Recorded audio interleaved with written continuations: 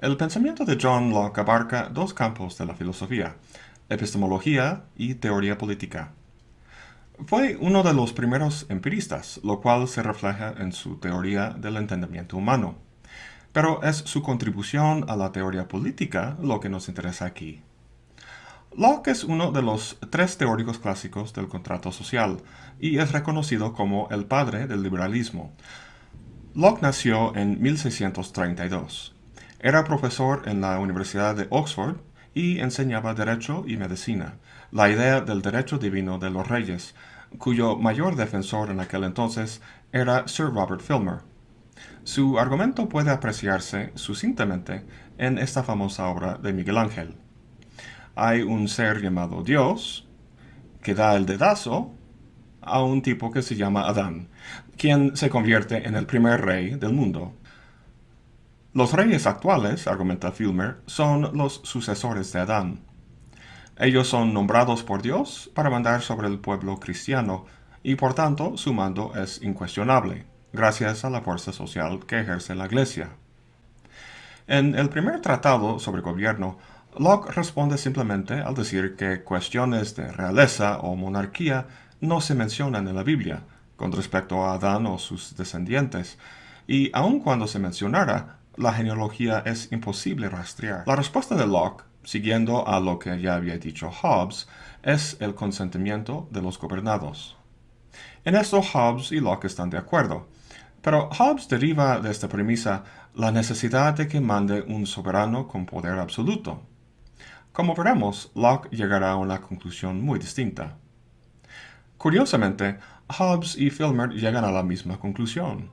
Defienden los dos las monarquías actuales. La diferencia es que Hobbes lo hace sobre bases racional científicas. Como sabemos, Hobbes, Locke y Rousseau son los clásicos teóricos del contrato social. Todos inician su análisis político con el concepto del estado de naturaleza y derivan de ello un concepto de estado civil. La naturaleza del estado civil y el gobierno que lo rige va en función de las condiciones que se dan en el estado de naturaleza. La manera en que cada uno lo describe influye mucho en las conclusiones finales a que llegan. Para Rousseau, el estado de naturaleza es casi un paraíso. Para Hobbes es un estado de guerra total. La descripción de Locke se encuentra en algún punto intermedio entre estos dos extremos. Quizá la oración más famosa de su tratado sea: aunque el estado de naturaleza sea un estado de libertad, no lo es de licencia. Es decir, la ausencia de leyes y una autoridad no implica necesariamente que todos tomen la licencia de hacer lo que les da la gana. A su juicio, el estado de naturaleza no conduciría a un estado de guerra de todos contra todos. ¿Cómo sostiene Locke este escenario? Empieza hablando del jardín de Edén.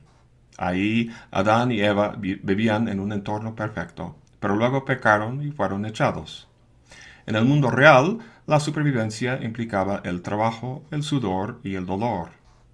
Dado que Dios los echó, concluye Locke que el hombre tiene un derecho natural a trabajar la tierra y a aprovechar los frutos de su trabajo. De hecho, su teoría deriva tres derechos específicos: el derecho de la vida, de la libertad y de la propiedad. Razona Locke que, siendo el hombre una criatura de Dios, nadie tiene derecho de quitarle la vida, menos en casos de autodefensa. Además, si Dios manda que el hombre trabaje, eso ha de significar que tiene el derecho a la libertad de hacerlo. Como final, si Dios manda al hombre a trabajar, es lícito que lo que saque de la naturaleza por su trabajo le pertenezca, y por tanto el derecho natural a la propiedad. Locke agrega una restricción a este último derecho. Dice que uno no tiene derecho a más tierra de lo que realmente puede cultivar con el sudor de la frente. Si se adueña de 5 hectáreas, pero solo puede trabajar una de ellas, entonces está violando el derecho de los demás de trabajar esa tierra baldía. Además, nuestra razón nos dice que los demás tienen los mismos derechos, por lo que tenemos la obligación de respetar los derechos de los demás. Todo derecho para Locke viene acompañado de una obligación correspondiente. ya que un derecho sin obligación sería un privilegio. Por ejemplo, el derecho a un salario sin la obligación de trabajar. Locke llama esos derechos naturales, lo cual hace que sean universales, ya que si no fueran universales, dejarían de ser naturales. Es el reconocimiento racional de las obligaciones que acompañan a los derechos y el hecho de que sean universales lo que hace que el estado de naturaleza sea social en vez de un caos bélico. Es decir, al reconocer esto, los hombres pueden relacionarse entre sí sin la necesidad de un gobierno. Todo esto suena muy optimista, como si los hombres siempre actuaran de acuerdo con las exigencias de la razón. Pues Locke no está tan optimista. Reconoce que el hombre no es un santo, sino caído y pecador, y que habrá violaciones de esos derechos. Por eso agrega dos derechos más, el de juzgar y el de castigar. El punto que quiere hacer es que el estado de naturaleza ya es un estado social. Los hombres pueden relacionarse entre sí sin la necesidad de leyes y autoridades. Da dos ejemplos interesantes de esta socialidad no gubernamental, el lenguaje y el dinero. El valor y el significado de estas dos cosas brotan de un nexo social y preceden a la existencia del Estado.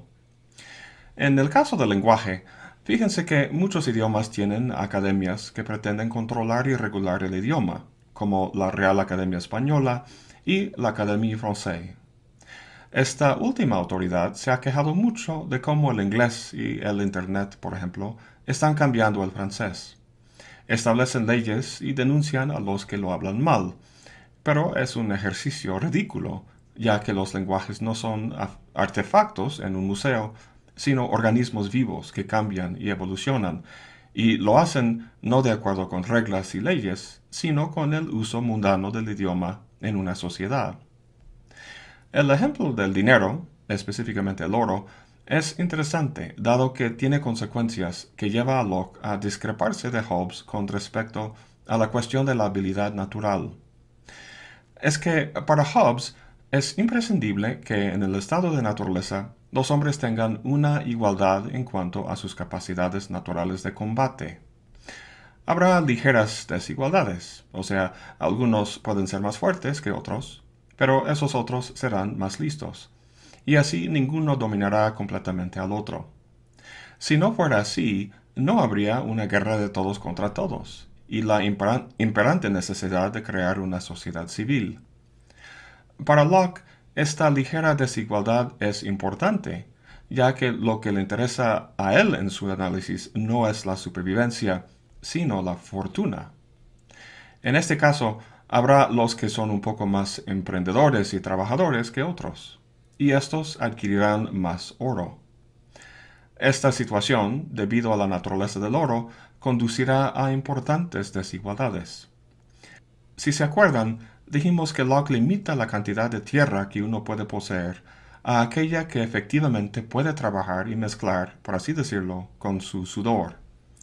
El problema es que el acuerdo de poner un valor en el oro alteró el estado de naturaleza al eliminar las restricciones naturales a la acumulación de propiedad. Nuevamente, si un hombre tiene 5 hectáreas, pero solo trabaja una, el fruto de las otras 4 es un excedente que se echa a perder. Pero el oro cambia todo esto. Uno puede vender las tierras que no trabaja y acumular oro, cosa que no se echa a perder. De este modo, no hay límite natural a su acumulación y por tanto la desigualdad de propiedad se introduce en el estado de naturaleza.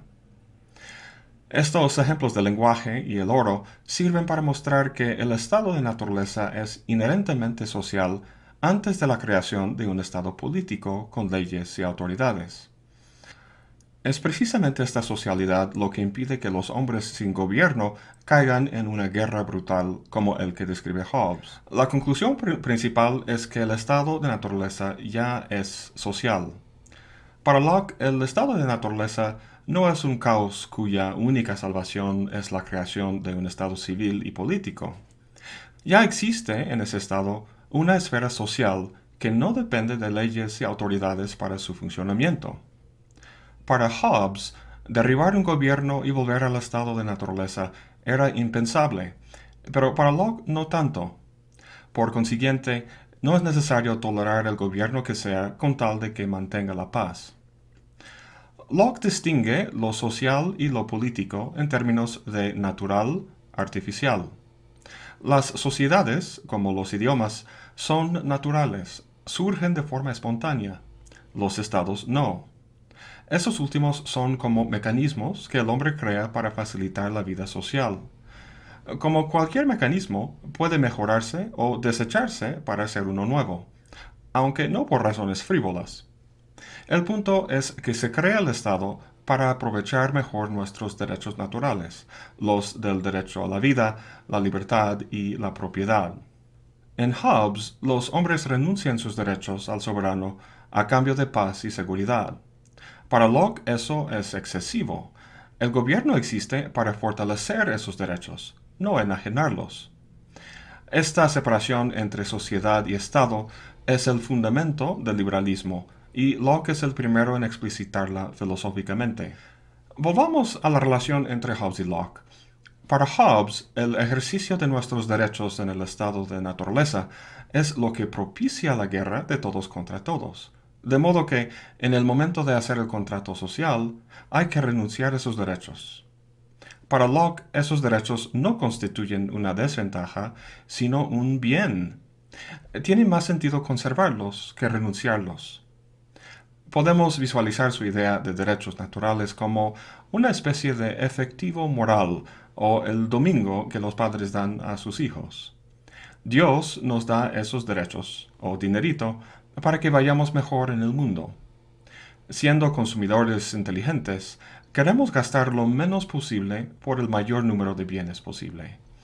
El bien que compramos en el momento de hacer el contrato social, que por cierto en Locke sería el contrato político, porque los hombres ya son sociales, es la protección por parte del gobierno de los derechos naturales de la vida, la libertad y la propiedad. Nosotros nos quedamos con esos derechos, pero lo pagamos con nuestro derecho de juzgar y castigar. O sea, esos son los derechos que renunciamos al soberano. Para Hobbes, el Estado civil con el poder del soberano es la salvación de los hombres. Cuestionar o derribar el gobierno existente es impensable porque implica volver al estado de guerra de todos contra todos. Para Locke no es para tanto. Pero eso no quiere decir que los ciudadanos pueden ir cambiando los gobiernos de forma caprichosa. Es en efecto un asunto grave, pero si el gobierno llega al punto de estar violando nuestros derechos naturales, el contrato social ya no vale la pena y hay que hacer algo para cambiarlo. Nuevamente, el Estado es como un mecanismo regulador para la sociedad. De hecho, es como el carburador del motor de un coche. Debido a los avances tecnológicos, los carburadores ya no son tan comunes, pero básicamente lo que hace es mezclar el aire y el combustible y lo suministra al motor para óptimo rendimiento. El carburador no es la pieza más importante del motor. Si no existiera, el motor no dejaría de funcionar, sino simplemente sería menos eficiente. El estado entonces es como el carburador. Es bueno tener uno, pero si se descompone, puede reemplazarse.